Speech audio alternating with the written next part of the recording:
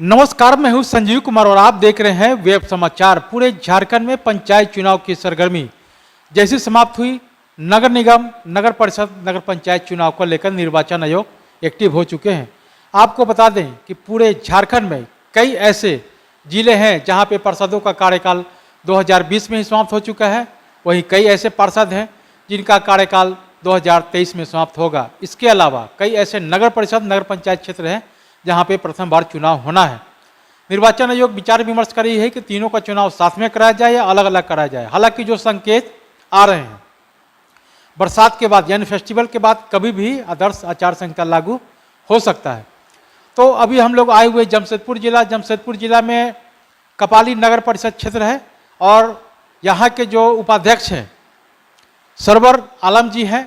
तो इनसे जानते हैं कि जनता ने जब आपको 5 वर्षों के लिए मौका दिया तो इन 5 वर्षों में 4-4.5 साल का वक्त गुजर चुका है और आपके नेतृत्व में पूरे कपाली नगर परिषद में क्या कुछ डेवलपमेंट यानी विकास का काम हुआ, आगे की क्या रणनीति है और कुछ पॉलिटिकल सवाल जवाब भी किया जाएगा। पहले तो सरवर जी, आपको वेब समाचार में बहुत बहुत स्वागत करते हैं।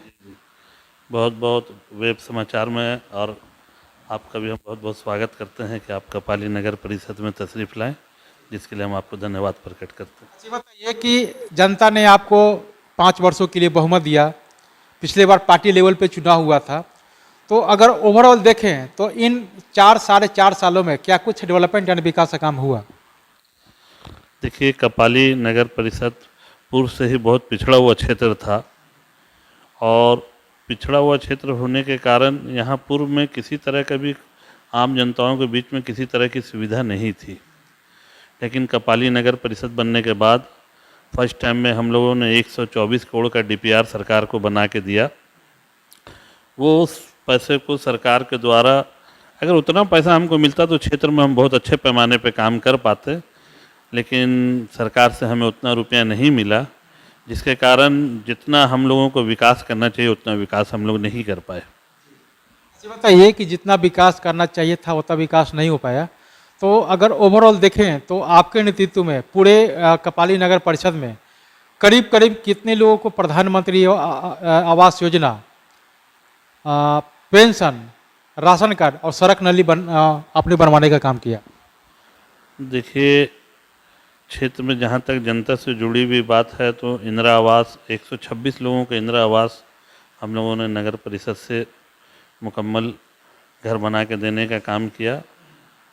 और इसी के साथ मैं आपको बताता चलूँ कि ये क्षेत्र में किसी तरह का कोई भी इंडस्ट्री नहीं है, जिसकी वजह कर ये क्षेत्र गरीबी रेखा के नीचे में सरकार का 52% है, लेकिन यहाँ का आप सर्वे करिएगा तो 80% लोग गरीबी रेखा के नीचे में जीते हैं।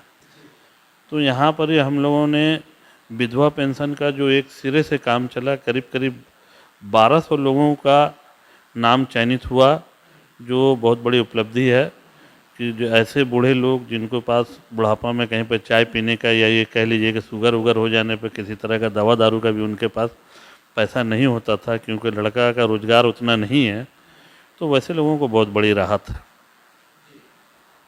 ये बात कहें कि इन 5 वर्षों में 4.5 साल जो गुजर चुका है, तो सबसे महत्वपूर्ण और ऐतिहासिक काम कौन सा हुआ? तो ये कह सकते हैं पहले पंचायती राज व्यवस्था था और पूर्व में जो डेवलपमेंट चाहिए था उतना नहीं हो पाया, और आपके नेतृत्व में कोई ऐसा काम जो लगा कि ये जो मैंने काम किया है हमारे लिए बेहतर है? देखिए, मैंने जो क्षेत्र में सर्वे किया तो हमें ये लगा कि क्षेत्र में सबसे ज़्यादा गरीबी की मार है। तो मैंने सबसे पहले इस क्षेत्र में राशन कार्ड बनाने का कार्य किया। इसलिए किया कि गरीब आदमी को भूखा तो सो सकता है मजबूरी में, लेकिन अगर उसके घर में चावल है तो कम से कम माड़ भात भी खा के सोएगा तो भूखा नहीं सो पाएगा। तो जब हम लोग जीत के आए तो उस वक्त जन वितरण प्रणाली की दुकान में 3.5 ट्रक चावल मिलता था, और ये 4.5 साल के वक्त बीत जाने के बाद अभी आप क्षेत्र का भ्रमण करिएगा तो सरकारी सुविधाएं 14 ट्रक चावल प्रति माह यहाँ के लोगों को मिलता है। तो यहाँ के लोगों का एक बहुत बड़ी समस्या थी, जो मूल रूप से गरीब आदमी के लिए उनको महीना में 700-800 हज़ार रुपये का, क्योंकि सरकार जनरली 40 से 50 किलो चावल हर व्यक्ति को दे रही है, 25 रुपये किलो चावल है तो 1000 से 1200 रुपये उन लोगों को आर्थिक मदद मिल जाती है, जिससे उनका बहुत भला हो रहा। ये बताइए कि आपने ऐतिहासिक काम भी किया, खासकर अगर बात कहें तो जो राशन कार्ड जो बनवाना का काम किया, यही बेहतर है। तो इस वार्ड की इस पूरे नगर परिषद की समस्या क्या है? देखिए, नगर परिषद क्योंकि पूर्व से ये खेती में बसा हुआ शहर है, जब तक सरकार के द्वारा पूरा पैसा नहीं दे दिया जाता, खासकर बरसात के दिनों में जब पानी होती है तो यहाँ की ज़मीन पीली चिट्टी मट्टी की है, लोग इस पे खेती करते थे। और मैं पहले भी आपको बताता चला हूँ कि खेती में बसा हुआ शहर है। तो जब तक यहाँ पर ही सरकार मुकम्मल तौर से जो हम लोग डीपीआर बना के भेजते हैं कि उस पर पूरा पैसा अगर सरकार नहीं देती है तो क्षेत्र का पूरा विकास होना संभव नहीं है। हम सरकार से मांग करते हैं कि जो डीपीआर हम लोग बना के भेजे हैं सरकार को, पहले तौर पे 124 करोड़ का जो डीपीआर हम लोग बना के भेजे हैं, सरकार अगर वो पैसा हम लोगों को मुहैया करा देती है तो हम आशा विश्वास के साथ कहते हैं कि क्षेत्र का विकास बेहतर ढंग से होगा और यहाँ की जनता सरकार के नाम लेगी और मूल सुविधाओं से जो आज वंचित है वो वंचित भी नहीं रह पाएगी। ये बताइए कि आप अ, जो समस्या है इसको लेकर के भी कई योजनाएं बनाए हैं और सरकार के पास भेजे हैं। अगर वहाँ से पास हो जाता है तो बेहतर से बेहतर यहाँ पे डेवलपमेंट हो सकता है। तो इस बार जो है पार्षदों के बीच से ही उपाध्यक्ष का पद चयनित होगा। तो क्या आप इस बार अध्यक्ष के लिए फाइट करेंगे या आप किसी परिवार के किसी सदस्य को वार्ड पार्षद के रूप में भी उतारेंगे या फिर उसके बाद फिर पार्षदों का समर्थन के बाद फिर उपाध्यक्ष के लिए भी लड़ाई करेंगे? देखिए, मैं जनरल कास्ट से आता हूँ। अगर अध्यक्ष पद का ओबीसी हुआ तो मैं अपने किसी बढ़िया साथी को, जो पढ़े लिखे ईमानदार हैं, जो समाज के प्रति उनका अच्छा रुझान है, जो काम कर रहे हैं, वैसे लोगों को चयनित करके लड़ाऊंगा।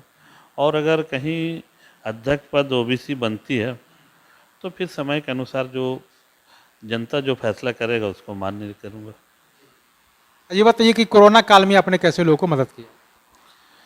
देखिए, मैं अपनी तारीफ़ नहीं कर रहा हूँ। पूरे आप कपाली क्षेत्र में कोई भी पान दुकान, राशन दुकान, कहीं भी आप जाकर मेरे बारे में बोलिएगा कि कोरोना काल में, तो कोरोना काल में हम ही एक ऐसे नेता थे जो पूरे कपाली में रात दिन, चाहे सरकारी सुविधाएं दिलाने का काम हो, चाहे मेरे कुछ बिल्डर्स दोस्त लोग भी थे जो उन लोगों का बहुत, जैसे अजवा बुरुजू, इन लोगों का भी हमें बहुत सहयोग मिला और 1800 पैकेट गरीबों के बीच में मैंने राशन बंटवाया, जो सारा कपाली के लोग जानता। आप किसी से भी इस बात को पूछ सकते हैं। आपने कोरोना काल में लोगों को मदद किया, लेकिन राज्य सरकार ने तो होल्डिंग टैक्स लगा दिया है। एक तो कोरोना का प्रकोप समाप्त भी नहीं हुआ है जब तक कि 2 साल से ऊपर के बच्चे को वैक्सीन नहीं पड़ जाता है। तो कहाँ से उचित लग रहा है ये होल्डिंग टैक्स लगना? क्या इसके लिए आप लोग बोर्ड में कभी कुछ प्रपोजल बना के केंद्र या सरकार को नहीं भेजें? हम लोगों ने बोर्ड बैठक में भी इस बात को पारित किया कि ये जो सरकार की पॉलिसी है, ये एकदम कह लीजिए कि एकदम गंदी पॉलिसी है। कहीं भी होल्डिंग टैक्स या कोई तरह का भी टैक्स इस तरह 1 का 3 नहीं किया जाता। जब समाज के लोगों की आमदनी कोरोना काल में कम हो गई है तो ऐसे परिस्थिति में इस तरह का टैक्स वसूलना एक तरीके का गुंडाशाही है, जिसका हम लोग विरोध करते हैं और सरकार से मांग करते हैं कि तुरंत इस पर देखकर सदन में पास करके इसको पारित किया जाए कि जो रेट था पहले, उसमें अगर कुछ 1-2%, 5% बढ़ोतरी हो तो कोई बात नहीं है, लेकिन 200% बढ़ा देना ये कहीं से उचित नहीं है। ये बताइए कि जब भारत का संविधान एक है, जनता के प्रतिनिधि आप भी हैं और जनता के प्रतिनिधि एमपी एमएलए भी है, तो उन लोग को कई सुविधाएं मिलते हैं और आप लोग केवल मानदेय मिलता है। तो केंद्र सरकार, राज्य सरकार से क्या मांग करते हैं? अगर जब भारत का संविधान एक है तो सबको समान देखे, तो यहाँ तो भेदभाव हो रहा है।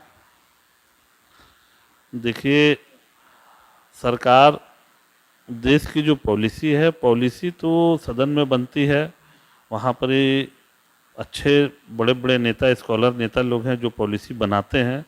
लेकिन अगर नीचे स्तर पे भी अगर सरकार इस तरह का खर्चा को बढ़ा लेगी तो आने वाले समय में देश कहाँ से रुपया उतना अर्जित कर पाएगी। तो मैं ये मानता हूँ कि नीचे लेवल पे जो समाज सेवा का जो काम चल रहा है, सरकार जो दे रही है वो मानदेय ठीक है, क्योंकि कल वो कोई भी व्यक्ति हार जाता है उसके बाद पेंशन लागू होना, ये निचले स्तर में कोई मुनासिब मैं नहीं मानता। लेकिन आम पब्लिक के लिए तो पेंशन योजना का व्यवस्था किया जा रहा है। उसके लिए हेल्थ कार्ड भी बनाया जा रहा है। तो फिर जब एमपी एमएलए का बन जाता है तो फिर आपके लिए क्यों नहीं? जब आप जनता की समाज सेवा करते हैं, फिर आप पद से चले जाते हैं, तो जब आम पब्लिक के लिए बन सकता है तो आप तो चौबीसों घंटा जन सेवा में लगे रहते हैं। देखिए, पॉलिसी के हिसाब से तो अगर आप एमएलए एमपी वाली पॉलिसी को अगर देखिएगा तो वैसे हिसाब से तो कहीं ना कहीं पर ही कुछ तो पेंशन बनता है। लेकिन सवाल ये उठता है कि अगर सरकार ये पॉलिसी पूरे हिंदुस्तान पे लागू करेगी तो इतना रुपया का अर्थव्यवस्था पे काफ़ी बुरा असर पड़ेगा। तो मैं देश के हित में ये चीज़ को स्वीकार नहीं करना चाहता। लेकिन अगर हम बात कर रहे हैं बिहार में 900 ऐसे एमएलए हैं और 700 कुछ ऐसे एमएलसी हैं जिनके ऊपर सालाना जो है 76 करोड़ रुपया जो है ये पेंशन के रूप में जाता है। तो कहीं से तो मुझे भी नहीं लगता है कि ये बेहतर है। देखिए, अगर देश हित की बात करेंगे तो मैं हमेशा देश है तब हम हैं, तो इसलिए देश हित को देखते हुए निर्णय लेना चाहिए। वो लोग तो देखिए, वो लोग तो अपना जैसे मालिक महंगाई भत्ता करना है या पेंशन का सुविधा या जो भी सुविधा आता है, चाहे वो लोकसभा हो या विधानसभा में हो, वो लोग तो अपना पारित करवा लेते हैं, सब कुछ कर लेते हैं।